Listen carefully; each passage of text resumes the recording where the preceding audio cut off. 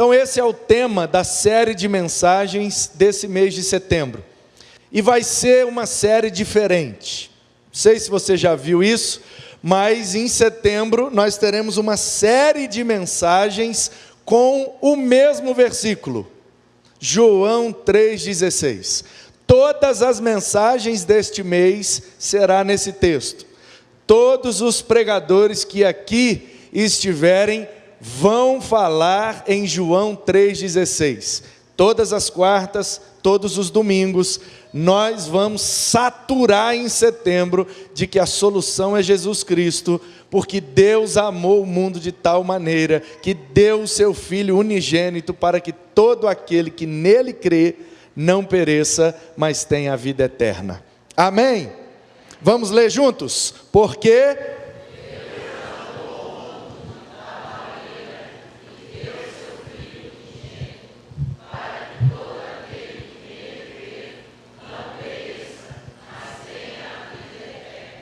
muito bom. Se você ainda não decorou, quero incentivar você a fazê-lo até o final de setembro.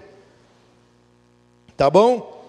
Porque do nada eu vou acionar alguém assim, ó. Você aí, fulano, fala para nós João 3,16. Você.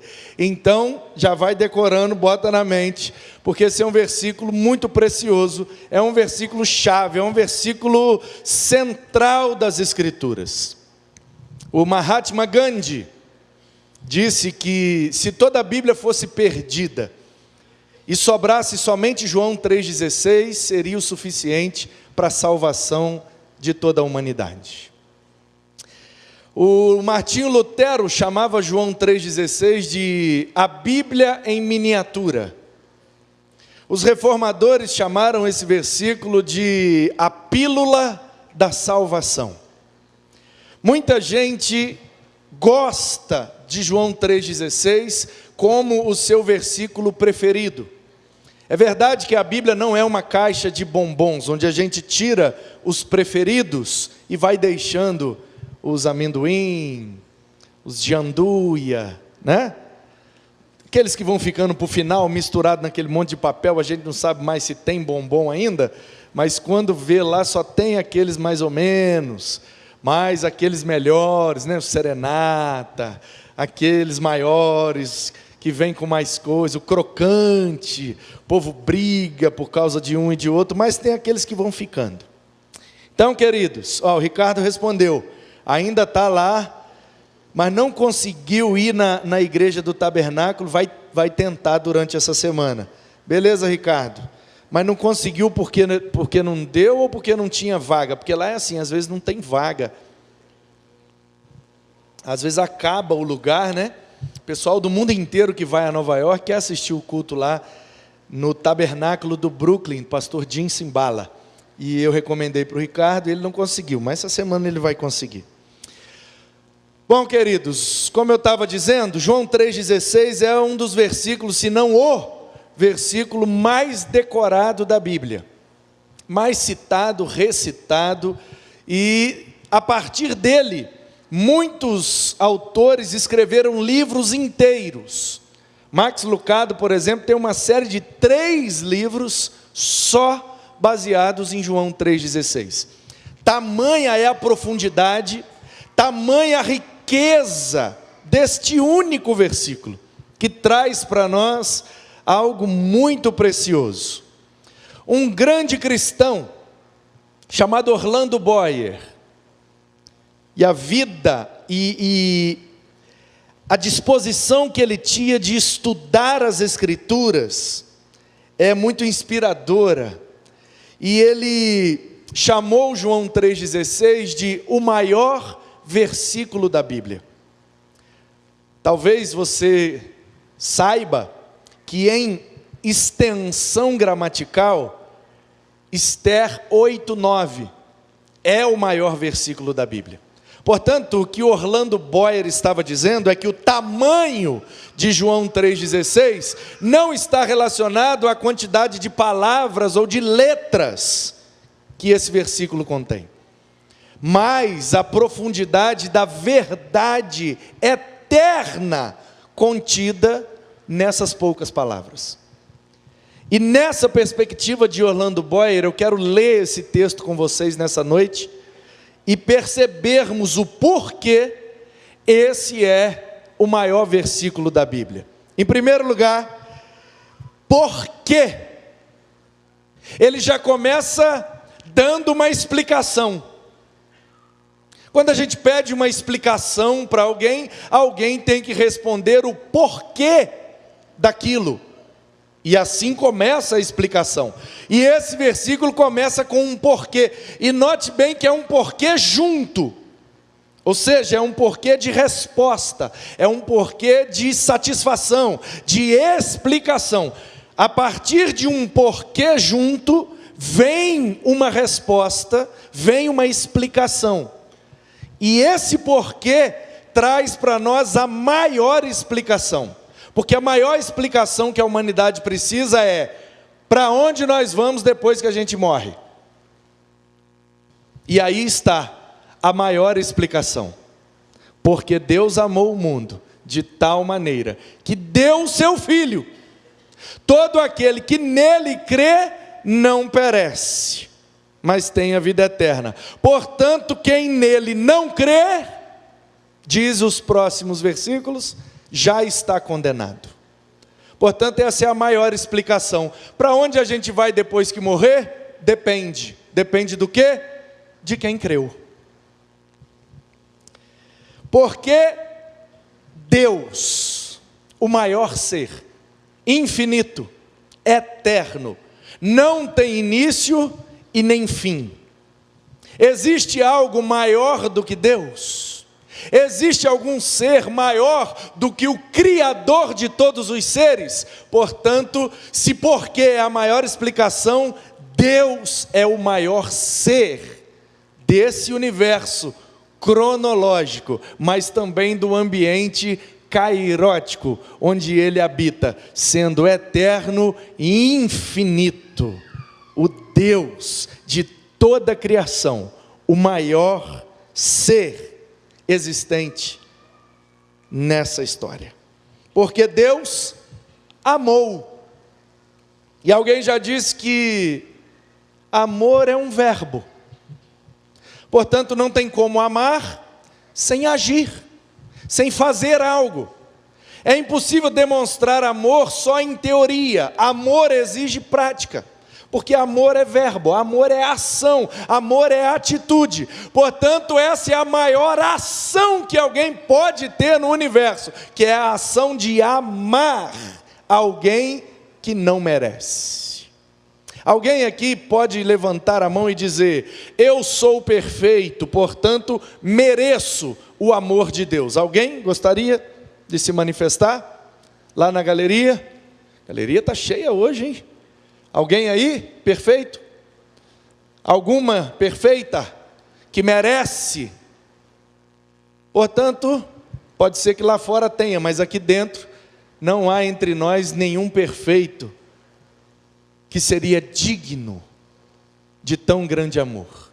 O maior amor que poderia ser demonstrado por alguém. Alguém que não merecia, alguém imperfeito, pecador, rebelde, infiel, ainda assim foi amado de tal maneira que pôde herdar a vida eterna. Você é amado por Deus, e essa é a maior ação que Ele poderia fazer por nós. Porque Deus amou de tal maneira, aliás, amou ao mundo, né? E eu gosto dessa tradução, estou usando hoje, especialmente a Almeida Revista e Atualizada, porque ela usa, amou ao mundo, e não amou o mundo, exatamente para a gente não cair naquela possibilidade dúbia de interpretação, de que como assim Deus amou o mundo? E a gente precisa se lembrar que nas Escrituras, sobretudo no Novo Testamento, a transmissão caiu, é isso mesmo? Ou não? Está normal? Ok, deve ter sumido só aqui para mim. Deus amou ao mundo. Porque nas Escrituras, sobretudo no Novo Testamento, tem 3 formas de se interpretar a expressão mundo. E as 3 formas são: o universo, tudo que existe, tudo que foi criado, o mundo, como foi dito aqui, o mundo e tudo que nele há, pertence ao Senhor. O universo, toda a criação. Tem também um mundo mais específico, que é o nosso pequeno universo, o planeta onde nós habitamos. Então, o mundo pode ser o planeta Terra. E tem também o mundo, no sentido de a humanidade. Quem foi lá naquele evento? Foi todo mundo. É uma hipérbole para dizer, foi muita gente. Portanto, mundo também pode significar um grupo ou a totalidade das pessoas que existem. E aí tem uma 4ª maneira de se interpretar a expressão mundo, que é uma interpretação teológica, espiritual, que é no sentido de sistema pecaminoso. Não ameis o mundo e nem o que nele há. Pois tudo que há no mundo é a concupiscência da carne, soberba da vida, dos olhos, etc, etc. Disse João na sua carta. Então a pergunta aqui é, porque Deus amou ao mundo, até ajuda, por isso eu usei ela. Mas Deus amou o universo, Deus amou o planeta Terra, Deus amou o sistema pecaminoso, ou Deus amou todas as pessoas? Então, por eliminação, sobra para nós a interpretação de que mundo aqui, e o termo original é cosmos, se eu não me engano. Eu nem conferi, hein? Bom, bem lembrado, deixa eu conferir então. João 3,16, é cosmos que ele usa aqui? Rutoscar, egapê sem ruteus tu cosmon, é isso mesmo. Então, Deus amou o cosmon, o mundo, mas mundo em que sentido? A humanidade, toda a humanidade, todas as pessoas. Deus amou a humanidade. Esse é o maior alvo que pode ter. O maior alvo, ele amou quem? Amou todo mundo. Pastor, então quer dizer que todo mundo vai ser salvo? Ainda não terminamos o versículo. Respira um pouquinho. Ele amou o mundo, ou ao mundo, como eu prefiro. Mas ele amou de tal maneira, essa é a maior intensidade. Ele não amou mais ou menos, ele não amou pela metade, ele não amou de qualquer jeito, não. João é detalhista em dizer, ele amou de tal maneira, quer dizer, de uma maneira muito intensa, de uma maneira muito plena, de uma maneira completa. Ele amou com o melhor que ele tinha, e ele derramou o seu melhor amor. Essa é a tal maneira que ele nos amou de uma forma que não tem como fugir do seu amor. Ou como os meninos cantam aí recentemente, impressionante, infinito, ousado amor. Nos amou intensamente. Não foi de qualquer jeito, irmão. Foi intenso. Foi com tudo que ele podia. O que ele tinha de melhor para demonstrar o amor? O seu filho. E foi o que ele nos deu. Portanto, se ele nos deu, esse é o maior presente que nós poderíamos receber. O maior presente é ter recebido de Deus, pelo seu amor, a pessoa bendita do seu Filho, Jesus de Nazaré, o Cristo, o Messias, a rocha da nossa salvação. Esse é o maior presente. Alguém já disse que você pode até dar sem amar, mas você não consegue amar sem dar. Quem ama, doa. Quem ama, se doa. Eu posso até dar sem amar. Ah, está precisando? Toma. Ah, tá, quer uma moeda? Tem amor nenhum naquilo, é só um gesto. Mas eu não consigo amar e não dar. Porque quando a gente ama, a gente dá, a gente cede, a gente sacrifica, a gente se sacrifica. Por isso Deus se sacrificou quando deu o seu Filho unigênito. Esse é o maior presente. E Ele deu o seu Filho. Não foi qualquer um. Não foi qualquer um, Ele foi a maior pessoa. Tem gente que não acredita em Jesus como Salvador, mas acredita em Jesus como a melhor pessoa que já pisou na terra. O maior homem, o maior sábio, o maior professor, o maior psicólogo. E cada vez mais eles vão estudando o Jesus histórico e percebendo quão profunda foi a relação dele com a humanidade. Em apenas 33 anos, ele impactou o mundo de tal forma que a história se dividiu ao meio. Existe uma história antes dele e existe uma história depois dele. Porque ele rasgou o véu, ele tabernaculou entre nós, ele armou a sua tenda, ele habitou no meio dos viventes. Ele é o Emanuel, é Deus conosco, que abriu mão da sua glória, se esvaziou quenoticamente para caber naquele bebê e se sujeitou a nascer num curral, no coxo de um cavalo. Fala para mim se essa não é a maior pessoa que já pisou nesse planeta. E Ele é o unigênito. Portanto, assim como nas famílias, e eu sou, não sei se você é, quem aqui é o filho mais velho? Levanta a mão para eu ver. Deus abençoe, Deus abençoe, Deus abençoe. Deus abençoe, Deus tenha misericórdia, cure seus traumas.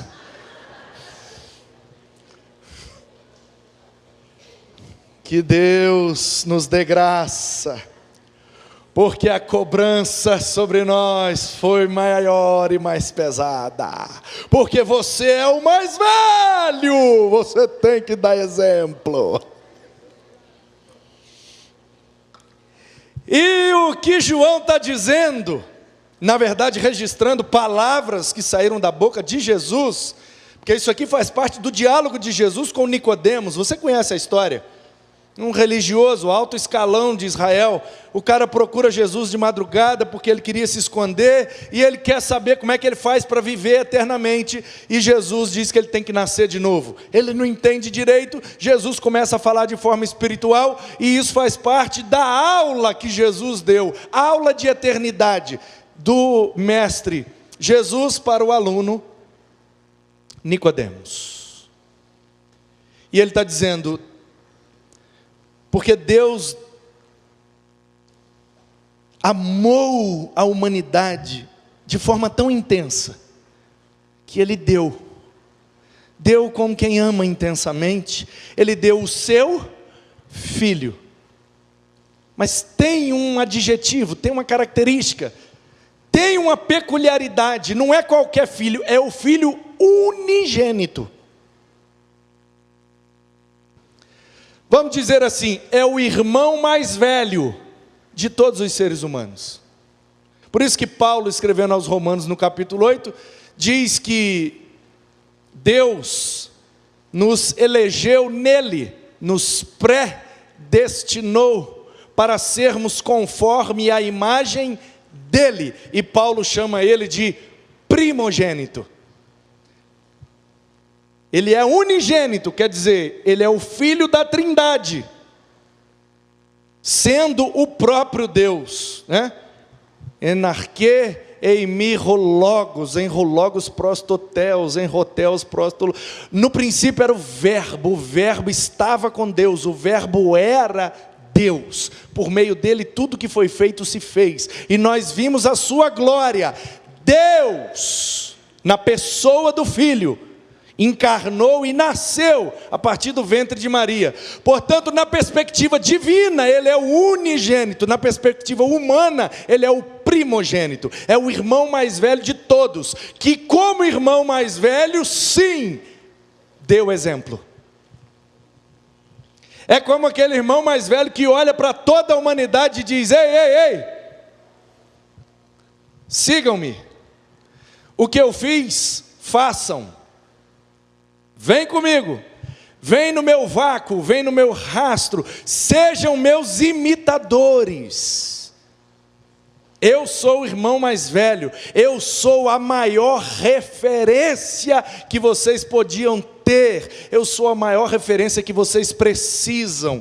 Olhem para as referências humanas, elas são boas, palpáveis, bem latentes. A gente vê uma pessoa de carne e osso como nós fazendo uma coisa, isso às vezes facilita o processo de imitação, mas Jesus está dizendo: mesmo que vocês não me veem de forma carnal, eu quero e preciso ser a maior referência de vocês.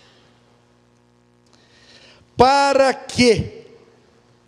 E agora é a parte V, o hebraico indói da gente, né? A parte B do versículo. E olha que interessante, a parte A começa com um porquê, a parte B começa com pra quê. E eu não quero dar spoiler, mas haverá nessa série uma outra mensagem, nesse mesmo texto, dividindo ele apenas em 2 pontos. Por quê e para quê? Portanto, para quê é a maior explicação, né? Para quê? Vamos explicar. Do mesmo jeito que começa explicando o motivo, a razão, por quê, termina explicando o objetivo. Para quê? Deus está explicando através da explicação de Jesus para Nicodemos, a explicação que todos nós precisamos, e a explicação é: para onde eu vou depois que eu morrer? Essa é uma das dúvidas que mais aflige a humanidade. Esse é um dos maiores medos da humanidade. Os estudiosos dizem que as pessoas, quando respondem que o seu maior medo é de morrer, na verdade não é do evento morte que elas têm medo, é do pós-morte. Como eu não sei o que me espera, eu tenho muito medo. Medo do desconhecido, e o desconhecido nos causa medo. Então, como a gente desconhece, a gente teme. E essa é a maior explicação. Para onde a gente vai depois que a gente morrer? Não sei.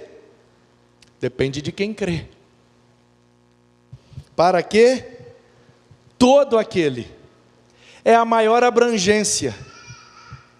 Abrange todos. Para quê? Todo aquele. Todo pobre? Todo aquele. Todo rico? Todo aquele. Todo americano? Todo europeu? Todo asiático? De quais pessoas Jesus estava falando? E ele está abrangendo todos. Pensa num projeto abrangente. Deus ofereceu Jesus para morrer por todos. Pastor, então quando chegar no céu estarão todos os seres humanos lá? Ainda não terminamos o versículo. Dá uma respirada. Todo aquele que nele.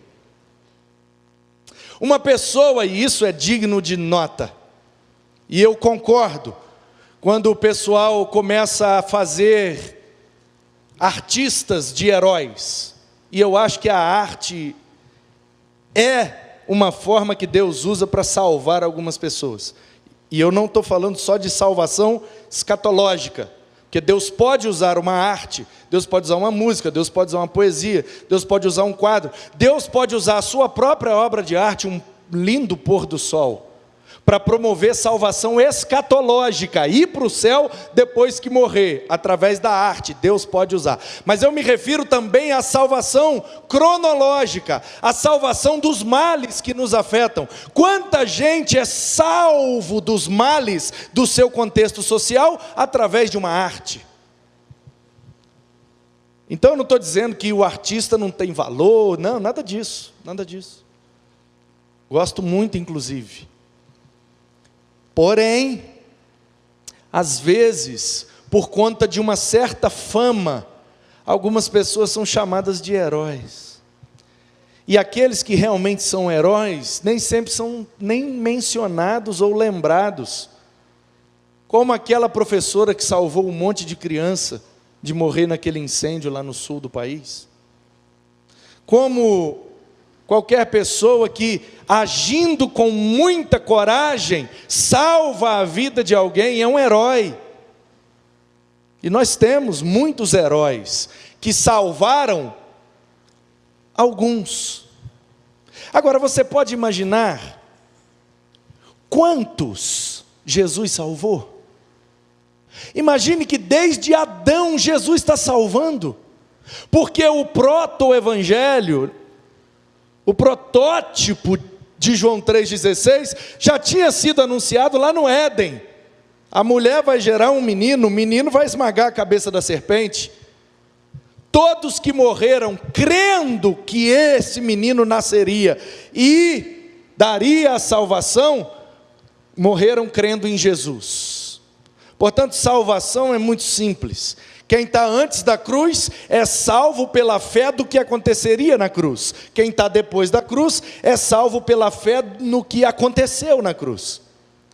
Portanto, não importa se está antes ou depois da cruz, salvação é só na cruz. Mas pela fé, pela graça, mediante a fé. Então, quem estava antes teve fé no que Deus prometeu, e quem está depois teve fé no que Deus registrou. É pela fé. Mas a salvação está nele. Porque de nada adiantaria uma cruz sem que ele morresse nela. É para ele. Agora, será que todos serão salvos porque ele amou ao mundo? É o maior alvo e é também a maior abrangência para que todo aquele. Então será que todos estarão com ele na eternidade? Calma, ainda não terminamos. Mas por enquanto o que o versículo está me dizendo é que ele é o maior herói que existe. Porque mesmo embora a próxima palavra já nos responda que quem é que vai estar com ele, existe uma condição, e a condição é crer nele. Isso está muito claro, tem que crer nele. Portanto, quais de toda a humanidade que foi amada, quais de todo aquele que teve oportunidade, quais estarão com ele? Os que nele creram. Os que nele creram. E infelizmente, o testemunho da história nos mostra que nem todos querem, nem todos creem. Mas aos que creem e aos que querem, deu-lhes o direito de serem feitos seus filhos. Filhos mais novos, gerados à imagem do primogênito. Louvado seja ele, porque ele é o maior herói. Embora exista uma condição, e essa condição, infelizmente, pela decisão de cada um, vai excetuar alguns da eternidade, ele continua sendo o maior herói, porque desde Adão ele vem salvando, pela graça, mediante a fé nele, porque a promessa que foi feita lá no Éden, no capítulo 3, versículo 15 de Gênesis, o descendente da mulher vai nascer, e esse descendente apontava para ele, disse Paulo aos Gálatas, quando na plenitude dos tempos veio, no momento certo que a humanidade estava vivendo, no império certo, na política certa, na logística certa, porque a Pax Romana privilegiou ao avanço do Evangelho, porque as estradas para cobrar os impostos do Império Romano também favoreceram o avanço do Evangelho, porque várias características daquele momento específico da história da humanidade, é por isso que ele nasceu naquele momento exato, disse Paulo, a plenitude dos tempos, o pleroma de Deus, é nesse momento que vai nascer aquele que já vem salvando, desde antes da fundação do mundo, tendo decidido se entregar e se sacrificar como um cordeiro, para que todo aquele que nele crê, não pereça, mas tenha vida eterna, por causa dele, por meio dele, e para ele são todas as coisas. Glória, pois, a ele, pelos séculos dos séculos. Para que quem crê não pereça, e esse é o maior livramento. A gente tem alguns mini livramentos, mas ser livrado de morrer eternamente, ser livrado de passar a eternidade fora dele, só ele pode nos providenciar esse maior livramento, que é um livramento eterno, porque crendo nele a gente não perece, mas tenha. A gente vive, sobretudo nos nossos dias, essa cultura do ter, né? Tem que ter. E ele nos chama para ser. Onde ele mostra que é importante ter algumas coisas. É mais importante do que ter é ser. A essência para ele vale mais do que a aparência. Embora a aparência seja necessária para ter coerência com a essência. Mas a maior conquista que nós podemos ter. E hoje eu cheguei de viagem e, ao invés de do aeroporto ir para a casa onde morava até então, eu fui surpreendido pela minha esposa quando ela disse: não vai mais para lá não, nós vamos para cá agora, um novo endereço. Ainda está uma bagunça, por isso que eu não mostrei. Mas já deu para, chegando hoje à tarde, mesmo que na correria, contemplar as duas vistas. Tem duas vistas, você viu? Tem uma vista lateral que dá para o São Miguel, Itaim, um pedaço de Guarulhos. E tem a vista frontal que dá para um pedaço da Curuçá e uma matinha que tem ali e tal. Ô, gente, vocês não têm noção, chegar lá e tem um porteiro lá, sabia que tem um porteiro? Ele está lá. Olha, eu estou aqui agora. Será que eu esqueci a porta aberta? Não sei. Será que eu tranquei o portão? Não sei. Isso me consome. Será que alguém vai pular lá, vai mexer nas minhas coisas? Mas agora não, eu estou de boa, por quê? Tem um porteiro lá. Tem que pagar ele todo mês, louvado seja Deus. Mas a paz que dá, paga qualquer preço. Está lá no 5º andar. Ai, quem vai pular lá? Ninguém vai pular, está lá em cima. Nossa, Deus, é pequenininho, você tem que ver coisa mais linda. Pequeno, entendeu? Eu faço assim, ou estou na sala. Eu estou com sono, ou estou no quarto, vou dormir. Vocês não têm noção o prazer que isso dá, gente, maravilha de Deus. Então é bom a gente ter algumas coisas. Se você não tem alguma coisa que você precisa ter, você não está vivendo do jeito certo. Você tem que continuar sonhando, você tem que continuar investindo, você tem que continuar olhando para frente. Que se Ele continuar abençoando, a gente vai continuar tendo algumas coisas. Para o nosso deleite? Não, só para a gente poder fazer melhor a obra dEle. Só isso.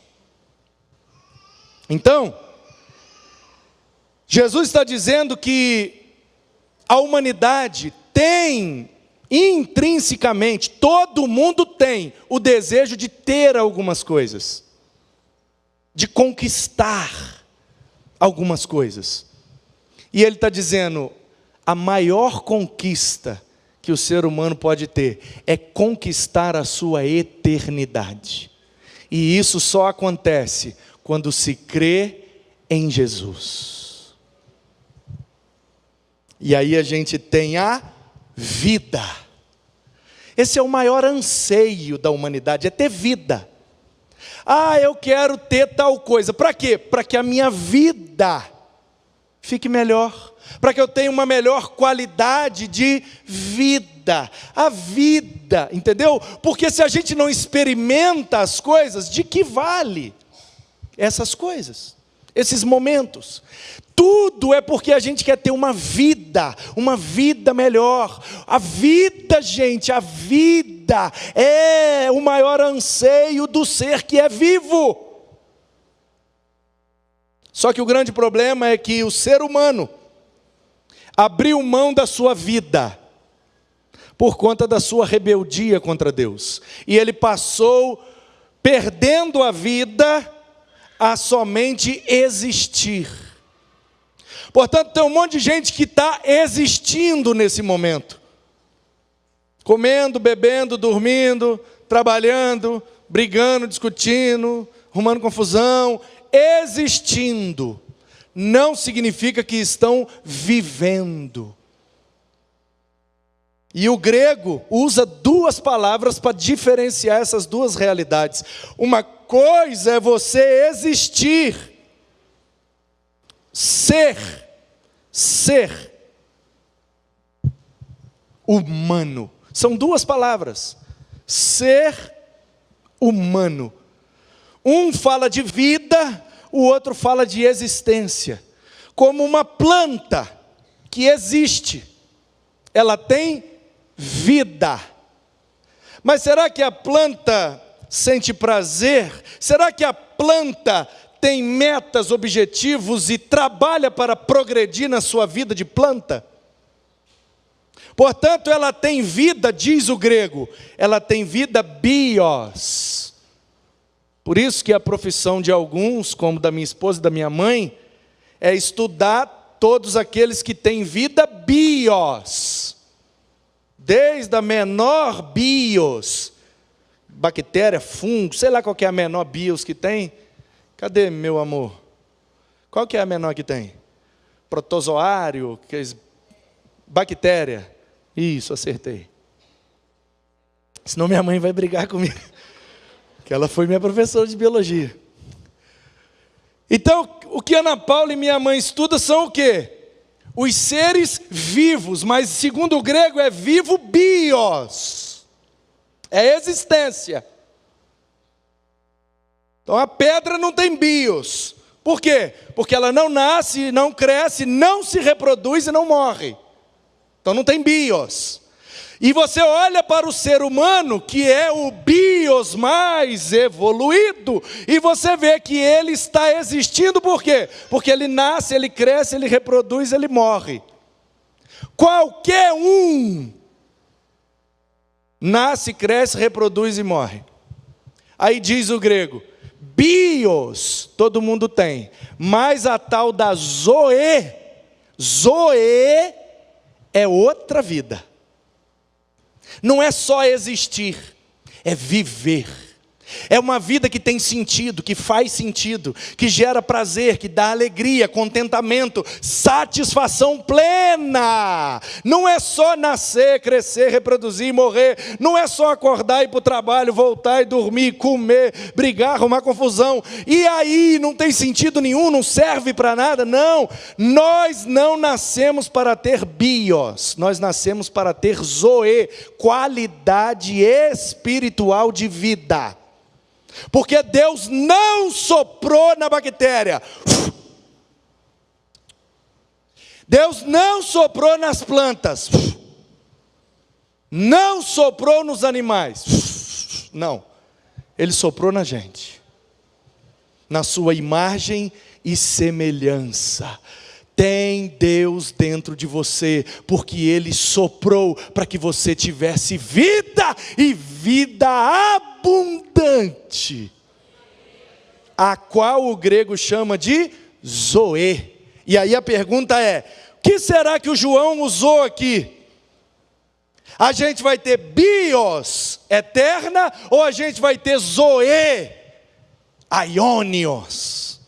E a palavra aqui é exatamente essa. Olha só, permita-me mostrar para você. Olha aqui ela aqui, ó. As duas últimas palavras. Deixa eu mudar a cor. Está aparecendo lá? Glória a Jesus. Olha aqui, ó. Zoen aionion. Vida eterna. Não é bios. Não é nascer, crescer, reproduzir e morrer no céu. Não é comer, beber, trabalhar e dormir no céu. Não é bios. É zoe. É uma qualidade de vida que gera um contentamento pleno. Não tem 99,9% no céu. No céu é 100% de vida. E lá a morte não chega. É vida plena, é vida completa, é vida eterna. E eternidade, conforme o conceito grego, aions, não é um período de tempo que não acaba. A gente interpreta a eternidade como um tempo que não acaba. Não. Tempo é cronos. Cronos usa tempo, lá é kairos, lá é outra coisa. O que não acaba é infinito. Não é vida infinita que ele prometeu. Ele prometeu vida eterna. Não é vida infinita, vida eterna. Eternidade não tem começo. E não tem fim. Por quê? Porque não tem tempo. Não é um tempo que não acaba, é a ausência de tempo. Imagina, você que é crente, cheio do Espírito de Deus, que vai para o céu junto comigo.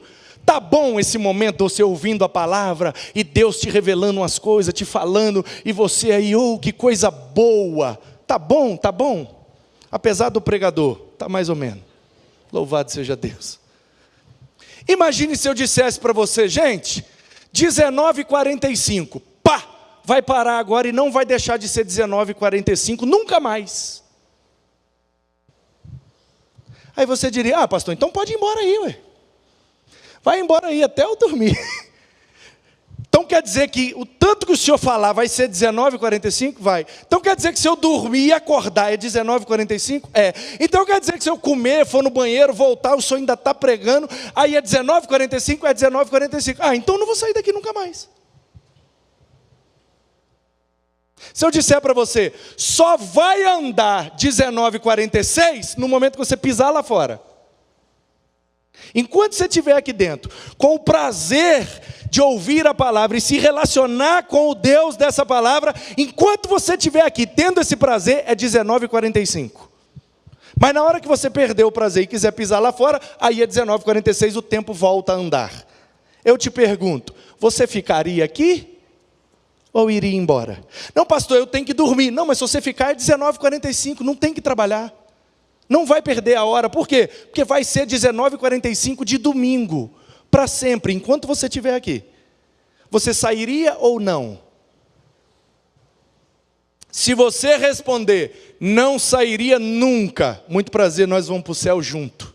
Se você pensou, não sei se eu sairia, hein?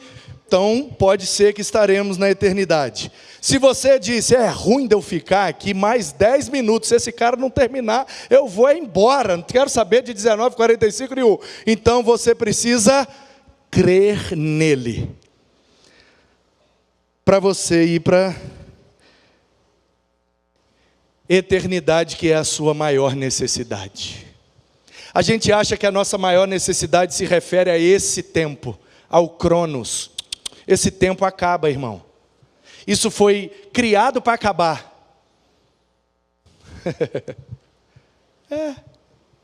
Por isso que acaba. Eu preciso de saúde. É uma necessidade, mas saúde não é a nossa maior necessidade. Por quê? Porque mesmo tendo a melhor saúde da humanidade, eu vou bater 100, 105, 110, 12, no máximo. Agora, isso aqui não, isso aqui é eterno. Portanto, o que são 110, 120, 130 anos? Deus vai te dar uma saúde que você, eu sei que o Osés é o primeiro que vai pegar essa. Deus vai te dar uma saúde que você vai viver 130 anos. Quem pegou essa? Vocês estão devagar, viu? Já te contei lá de Minas, né? Que eu pregava e o homem lá atrás fazendo assim. E eu achando que era mosquito. Fui perguntar para ele. Ele, não, pastor, o senhor mandava de lá, eu pegava de cá. Essa é minha, é minha. Promessa, é bênção. Deus vai te dar uma saúde, você vai viver 130 anos. Mas deixa eu te dar uma notícia, com 130 você morre. E se não tiver resolvido isso aqui, não adiantou nada a saúde até os 130. O que é que você prefere? Saúde até os 130 ou eternidade? Então é só nós morrer agora, vamos? Ir para o céu todo mundo quer, mas morrer? Ninguém quer, né? Eu gosto de um artista, não vou falar o nome para não escandalizar. Eu sei que a maioria aqui não escandalizaria, mas talvez um visitante ou alguém dos muitos que nos acompanham aí pela internet pode escandalizar se eu falar o nome dela no púlpito, misericórdia. Mas eu achei a melhor resposta que eu já vi por enquanto na minha vida. Perguntaram para ela, você tem medo de morrer? Ela disse, medo não, eu tenho pena. Eu tenho pena de morrer, viver é tão bom. Eu me identifiquei com essa resposta dela. Medo eu não tenho não, aliás, desejo muito.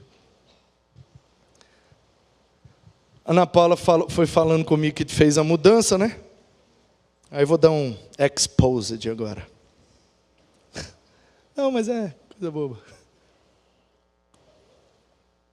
Aí ela, feliz, porque lá tem, sabe, igual de hotel, que tem duas torneiras? Uma fria e outra quente. Ela não sabia. Aí ela foi tomar banho e mandou a mensagem toda feliz para mim. Porque se tem um prazer que toda mulher tem é tomar um banho fervendo, né? Escalpelante. Aleluia. Toda mulher tem uma tendência a ser pentecostal. Pelo menos na hora do banho. Ô gente, aí ela falando que estava feliz, que estava bom, que descobriu que os negócios eram melhor do que imaginava.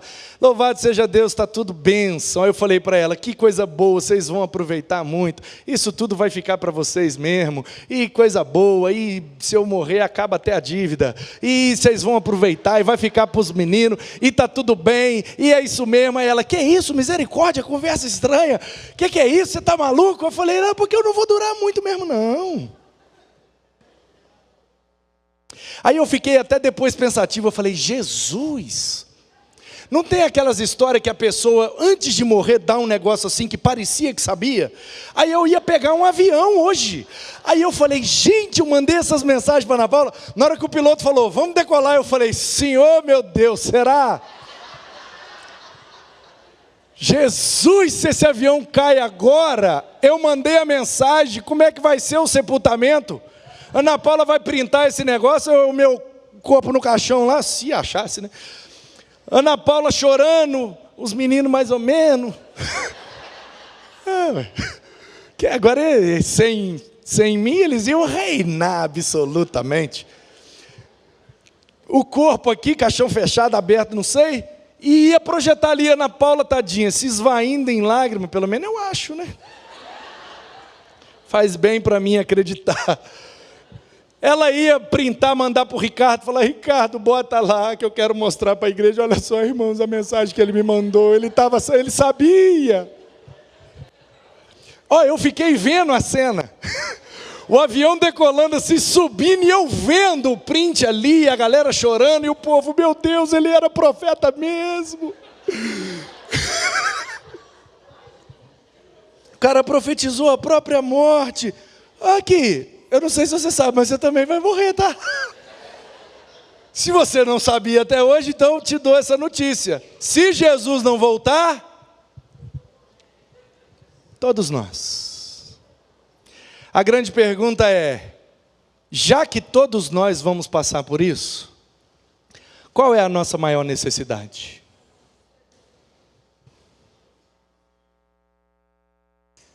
Queridos, a eternidade é a maior necessidade da humanidade. Comida, remédio, abraço, acolhimento, tudo o que a gente faz e vai continuar fazendo, são necessidades. Mas a necessidade do ser humano é a vida eterna. Esse mês a gente vai se lembrar disso. A gente vai bater só nessa tecla. Por quê? Porque a solução é Jesus Cristo. A solução é Jesus Cristo. Eu quero uma explicação, Jesus Cristo. Eu quero conhecer o maior ser, Jesus Cristo. Eu quero ter o melhor amigo, Jesus Cristo. Eu quero ter conquista, Jesus Cristo. Eu quero que minha vida faça sentido, Jesus Cristo. Eu quero me sentir vivo e não somente existindo, Jesus Cristo. É a resposta para qualquer pergunta. Jesus Cristo é a solução para qualquer problema. Sei qual é o problema que você entrou aqui nessa noite.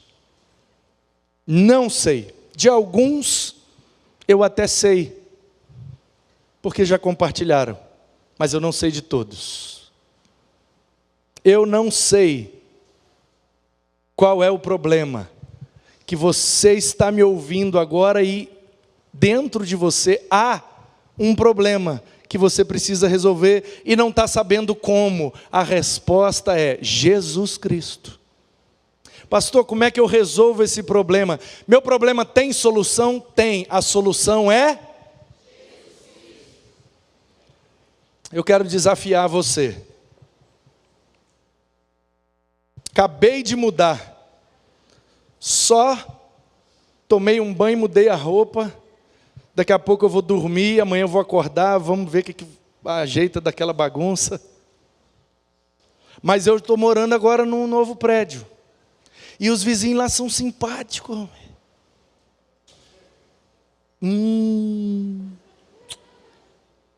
Eu tenho até o final do mês para apresentar Jesus Cristo como solução para algum problema de algum vizinho. Eu tenho até dia 30 de setembro. E eu queria te convidar para aceitar esse desafio comigo. Até o final do mês. Para alguém, para algum problema, a gente vai apresentar Jesus Cristo como solução. Na escola, no trabalho, na vizinhança, na rua, na chuva, na fazenda, na casinha de sapê.